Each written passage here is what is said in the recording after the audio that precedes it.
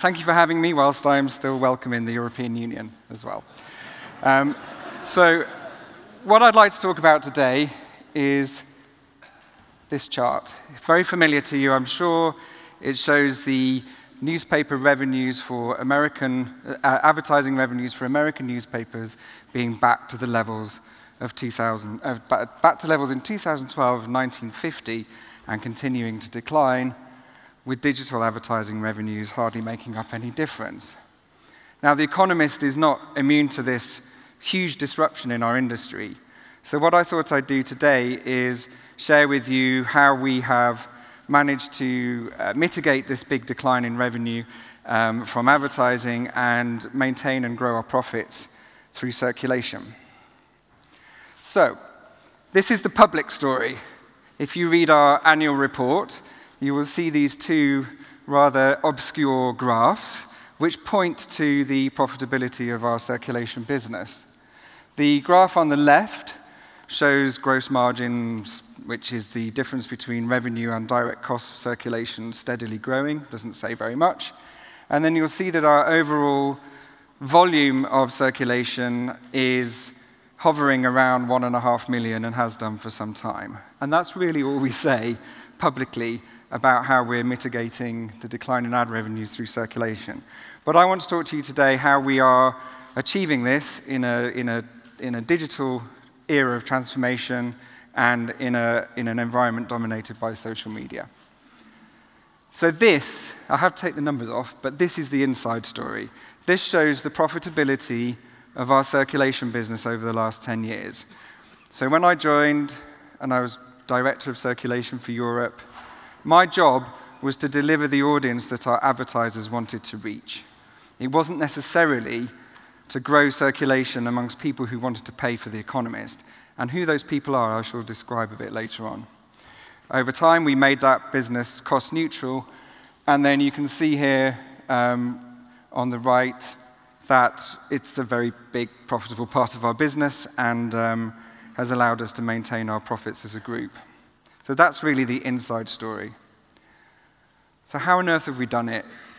As your host mentioned, we are 173 years old. On the left is our founder, James Wilson, who made hats in Edinburgh. And he set up The Economist to campaign against the Corn Laws. The Corn Laws, back at that time, the aristocratic landowners in the UK who made all the corn were basically fixing prices and trying to combat the cheap imports from America, which I think we relatively recently lost as a colony. So they were trying to keep the corn prices fixed, and in fact, the Corn Laws were indeed repealed. So how did The Economist carry on surviving all this time? So we asked our readers, what is it about The Economist that makes you want to pay for it? And they said, we do 5 things. Lots of publications do some of these, and do some of these very well, but we do all 5 of these things simultaneously and consistently, and that's why people choose to buy us. So the first one is that we predict the future. So we've been writing about the dot-com bubble before it burst. We've talked about the demographic revolution in Asia. We've talked about how artificial intelligence is going to take all our jobs. And also we talked about the Arab Spring before it happened. So that's the first of the 5. The second, you can't get to the end of the internet, but you can get to the end of The Economist. So every week we are curating the world, and what's in The Economist is important, but also what's important is what is not in The Economist, because we are curating the most important things in the world, and people see us as a trusted filter as a result. The third is that we advocate for positive change. So we maintained our campaigning roots. We were the first big international publication to advocate for same-sex marriage. We have shamed leaders of countries that oughtn't to be leading those countries. We believe that drugs should be legalized. We believe that prostitution should be legalized as well. So that advocating for positive change is something our readers like. We are London-based, but we are not London-biased. So we take a truly international view. And actually, we make our money really from providing the outsider's perspective around the world. Apart from in the UK, most of my circulation is outside of the UK, and our journalists and our editor are often on TV providing what does the rest of the world think. And then fifthly is the quality of our journalism that our readers are prepared to pay for. And we are reassuringly expensive. You'll see that our subscription price is maintained at 2 or 3 times more expensive than perhaps some of our direct competitors. And for a company that was founded to fight against price fixing, pricing is a very critical component of my strategy, and I'm going to talk about that a little bit more. So, in a nutshell, how has our circulation profitability grown? There are 4 very simple pillars.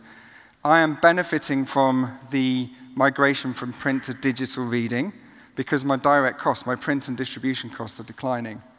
The biggest change, I'll come on to this in more detail, is asking people to pay more if they want both print and digital. It sounds very simple, but I'll show you what a big driver of profitability that's been.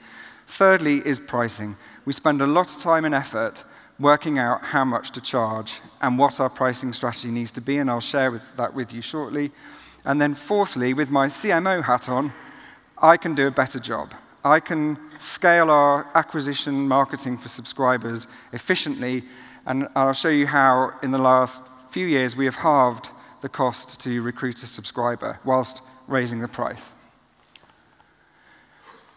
This is the first big deal. We are agnostic about the bundle, the product that our subscribers choose. That's because in 2011, I tested on the Canadians. I always test on the Canadians. I hope there's no Canadians in the room. You're my guinea pigs. But they are a sort of consistently behaving, large enough group of people to test on. And if the Canadians do it, then the rest of North America does it as well. So essentially, in the past, we had a print product that got digital access for free, and then we had some web-only subscriptions. And what we did was maintain the print product, but took the digital out of it, raised the cost of the digital-only subscription to be the same price as the print on the grounds that you're paying for the content, not the format. And then we raised the price of print and digital to be about 25%, and this is consistent around the world, more than the print-only price. Now, this is what the Canadians did. 55% of them chose the bundle and paid more. And about half and half of the remainder chose the original print-only or the digital-only. But what it means is that 78% of new subscribers in Canada chose a digital component to their subscription, either exclusively or as part of the bundle. And this means that 78% of subscribers are choosing a product that is more profitable for me. It transpired that the Canadians were a very good barometer of behavior, and when we rolled this out globally, it is remarkably consistent how people respond. There's very little variation between countries. This means, steadily and slowly, since 2011, we had 100,000 of our 1.5 million circulation that was web-only. Slowly but surely, the circulation has changed. So we're currently about half have got on the file with the bundle, and about a fifth or so digital. And this will continue until it matches what new subscribers choose. Doesn't sound very particularly transformative, but over time it's been a big deal. What it's done is, this is our revenue per copy, steadily increasing. You'll see to the right of April 16, it's shooting up. This was something that happened on June the 23rd in the UK. And thanks to my Brexit voting friends, the pound has tumbled, and I am now generating a lot more revenue in euros and in sterling. So there's a very small silver lining to that vote, perhaps. But we can see that is a steady increase and will continue. Same time, I've got more of my subscribers choosing digital. The cost per user per week is declining. It's spiky, bit of FX in there, but also spiky because of ad pagination, and sadly ad pagination is declining. That is saving me money in one way. You add those together, it's again a bit wobbly because of FX rates and things like that. But the gross margin per user per week has doubled in the last 4 years. And that points to that rather obscure graph in our annual report that I showed you at the beginning. This is quite transformational to us. Now, this is quite funny. Our shareholders love this.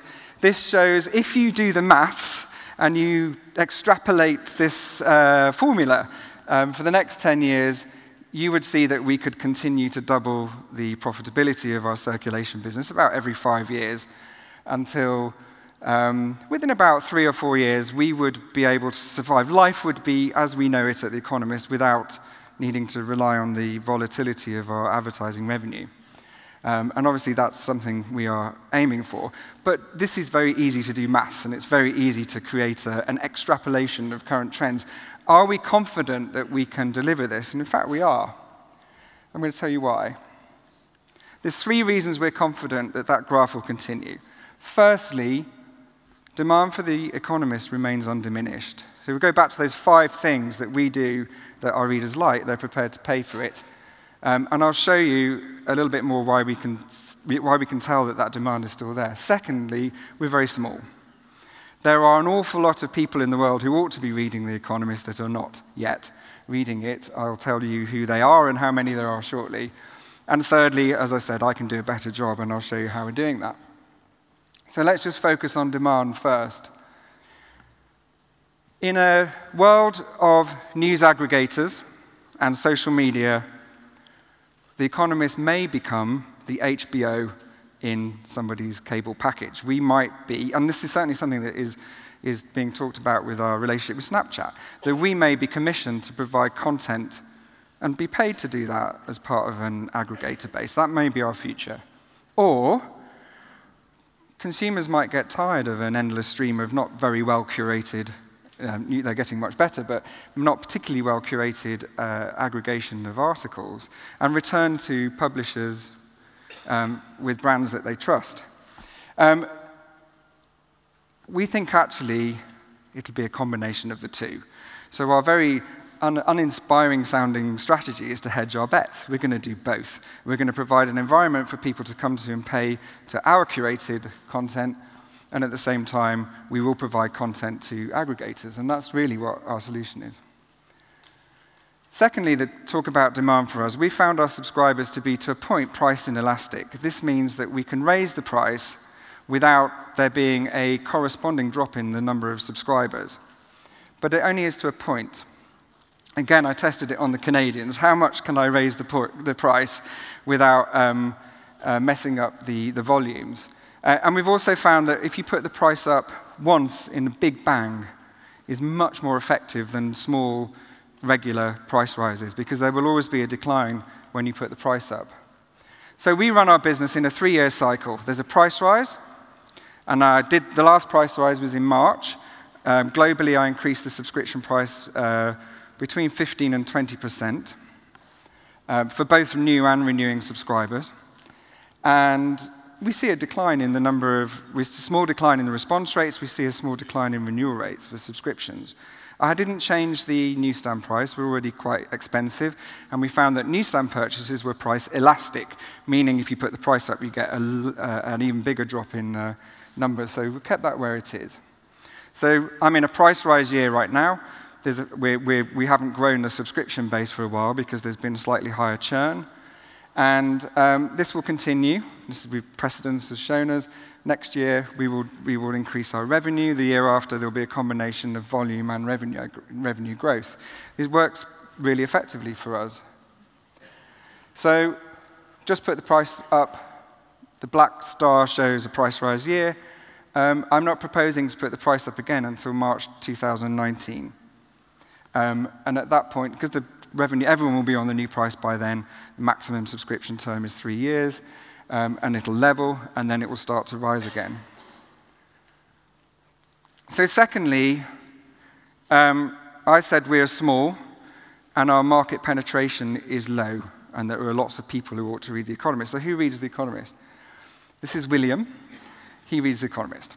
I put a picture of a man because we are slightly more male than female in our new subscribers, but that is leveling out. And what defines an Economist reader? So we have a a description of our target audience. We call them the globally curious. They're defined by these attitudinal statements, less so by demographics. So it's more of a psychographic characteristic. And I can find these people through media buying quite efficiently.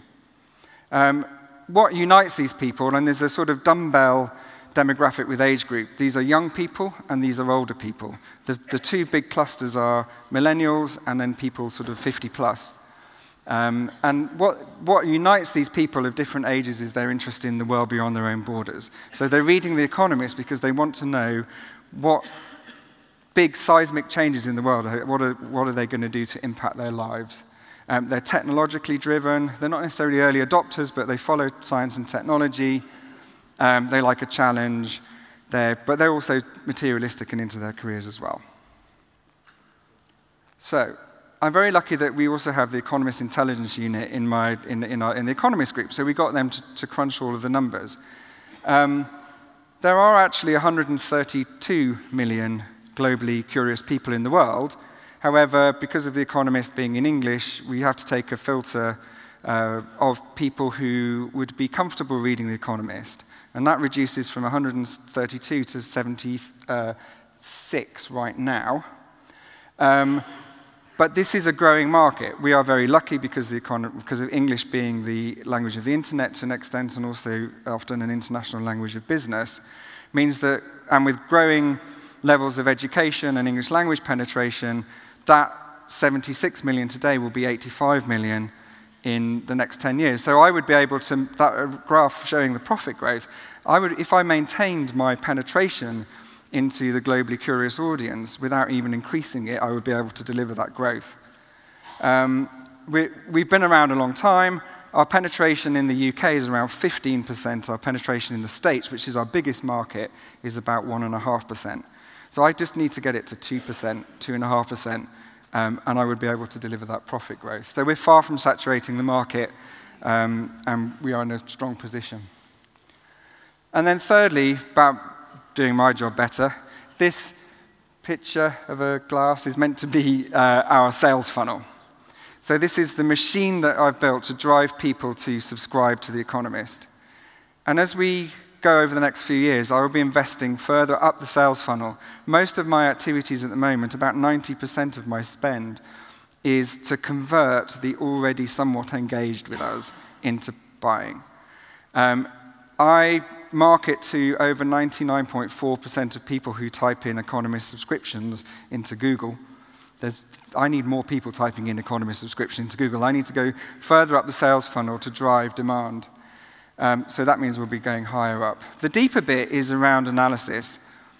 We've spent a lot of money on attribution modeling software to help me work out the impact of spending money higher up in the sales funnel on the conversion activity at the bottom of the sales funnel. So how do we recruit people? This is what we used to do. We would put posters up. Sometimes this is one across the platform on the London Underground, and this is one that was in Washington, I believe.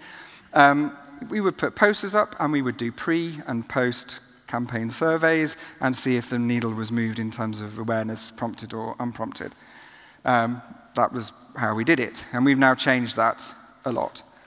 So on Wednesday morning, we will be taking over the New York subways. These are posters that are interactive. You can draw and select various articles into an envelope, and then you can type your email address into the poster, and it will send it immediately to your phone, or you can have it, you can Shazam it, or you can SMS it. The whole purpose of our activity in this sort of instance is to gather a database of people we can market to and drive down that sales funnel. We also do direct response TV that is beamed into individual homes only. We don't use fully broadcast media. This is just to people with whom we know are globally curious and we know where they live. We also know if they have seen ads, typed in Economist subscription, received an email, and we will then follow up with a TV commercial just to them. So we do that as well. It's all about American. It's all done in American accents. It's all about America, that sort of thing. Another way that we do it is through our online activity, and I thought at this point I'd quickly show you a video.